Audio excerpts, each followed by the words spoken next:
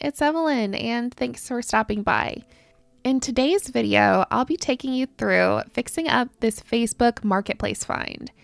I got Leah Clark for a very cheap price, and she was very dirty, but unfortunately for me, she actually also turned out to be much more TLC than I originally anticipated. Obviously, I made some mistakes here, so I'll be walking you through that as well, but it's still fun to see her transformation from grimy to gorgeous. So let's go ahead and get started. Before I get started, I'm grabbing some supplies to help me out. So I'm taking some water, Q-tips, a wet magic eraser, a dry magic eraser, paper towels, a wig brush, nail polish remover, and some micro mesh. To start, I am going to take off her dress and assess exactly what I have going on here. What am I working with? Now, here's the first mistake I made. I should have done this before I took the doll home. To be honest, I was kind of in a hurry to get out of there, and I should have been more thorough because, these black marks, shine marks, dirt, messy hair, those are all things I can easily deal with. But what I found was actually this, maybe it's a bite mark, some sort of major imperfection in the vinyl on her right foot. And I'm going to be able to sand that down, but a whole new limb is not in my budget for this repair. So I'm not really quite sure what I'm going to do. At this point, I'm questioning, can I even sell her this way? It's certainly not the condition I've ever sold a doll in before. So I've got a lot to think about now, and I'm kind of bummed. Had I just taken the shoes off, I would have seen that. But I don't know if I would have passed on the doll. I was already getting a great deal on her, but would I have offered less maybe? I don't know. It would have been better to have been an informed buyer.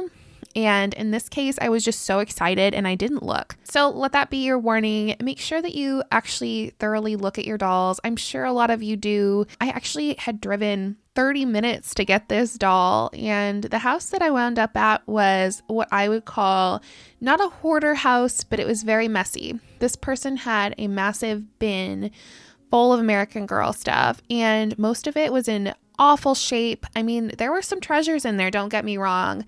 Even just things like McKenna's pajamas, Girl of the Year items. There was definitely a Pleasant Company Felicity in there. And a couple, Truly Me 24. But those two dolls had their limbs dangling off, and I don't really like to restring dolls if I can help it. So I passed on pretty much everything in there except for this Leah doll because she was the best thing that he had. She was in the best shape out of everything, and she was a good price. I got her for less than $30. So I'm pleased that I got her, but man, I wish I would have taken a closer look while I was out there. I crossed the Missouri River for this doll. And so, bummer. But you know what?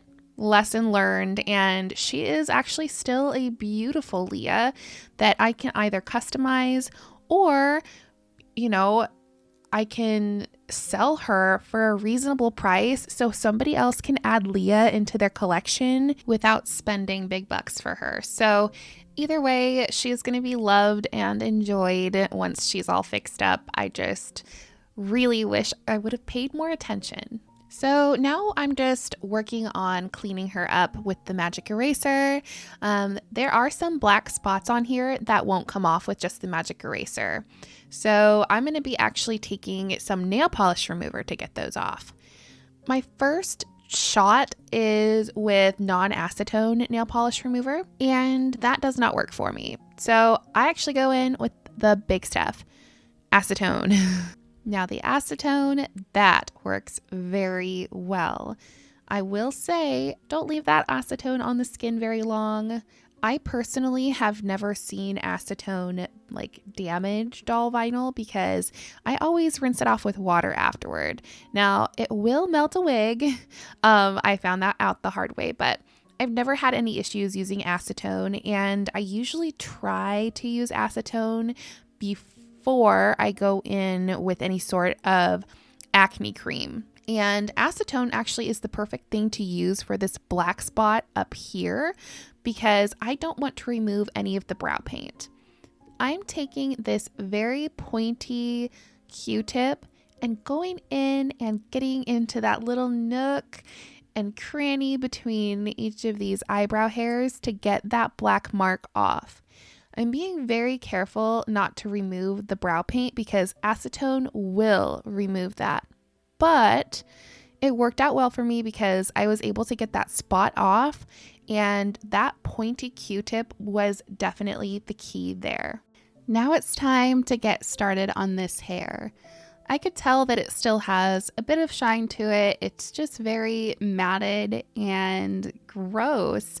I do know that I need to shampoo this hair because the house that I got this doll from had a bit of a smell to it. So I'm thinking there's probably some sort of cakey residue or just smell at the very least on this hair. So before I shampoo it though, it's just a good idea to go ahead and get all of the mats out.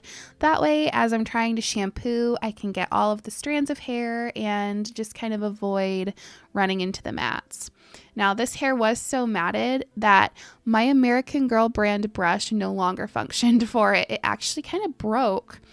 So I'm taking this one by the Sophia's brand. I got this one on Amazon and I'll link it below if it's still around, but this one is much stronger and it's doing an amazing job at brushing through all of these mats and tangles.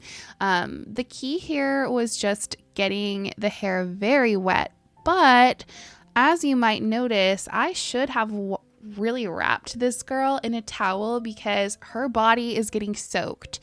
At this point, I'm not really thinking about it very much, but I end up noticing and kind of trying to put a paper towel on top of her, but the damage was already done. I'm going to be drying her, and I don't think it's going to be a huge deal, but it's probably something that you do want to end up avoiding. Now that her hair is brushed and tangle-free, I'm going to take it with some warm water in my sink, being very careful not to get her wig cap or eyes wet, and just take some regular shampoo and wash the hair. I don't find that this is a necessary step usually, and this is actually my first time shampooing an American Girl doll's hair. I normally use this on my Rainbow High dolls actually, because they come with the gel in their hair. So I'm shampooing it because it's just disgusting and I think it really needs it. I'm sure that there's other shampoos that work. I just kind of picked up a cheap one from Walmart. And after shampooing, I'm just going to go ahead and brush it and give it a little finger curl. That way I can kind of see if her hair does still have the natural waves in it and curls in it and determine, do I need to do much else with it? What I am going to try though is just using a little bit of steam on my finger curls. So we'll see how that works. I'm not really quite sure if it will, but hey, I might as well try. She's kind of a little bit of a guinea pig in that way. Okay, and here is my attempt at using micro mesh. I'm using a 1500 grit and going in circular motions on this shine mark. I really have not had a ton of luck with micro mesh. I don't know if maybe I'm doing it wrong, but I take kind of the more coarse grit and then work my way up to the 4000. So I guess the more fine grit. And then I'm going to end with the dry magic eraser and buff it out some more. This definitely wasn't perfect, but you can't see as clear of a, scratchy looking shine mark, but it definitely does still leave a mark on the vinyl. So I really don't want to try this on the face. I might, but I'm going to kind of stick with the dry magic eraser on the face just because it does still have that abrasive quality and has a bit of a mattifying effect, but it's less abrasive than the micro mesh. So that's what I'm doing here. I'm trying to avoid her face paint as much as possible. And if I do have to go over it, I'm just using a lighter touch. I'm also going to use this dry magic eraser on her limbs because it does, again, have that mattifying effect, and shiny limbs are not my favorite to look at on its all. They kind of make her look greasy or dirty, so this really helps out with that, as well as buffing out any shine marks that I may have missed earlier. I'm quickly also going to try to address this mark on her foot until I can figure out how to fix it. So if you guys have any suggestions, definitely let me know. All I know is that it's sharp right now and I need to sand it down. So that's what I'm doing here. The next step that I'm doing is something that probably makes me look a bit nitpicky, but I do think that it overall makes a big difference with the end result.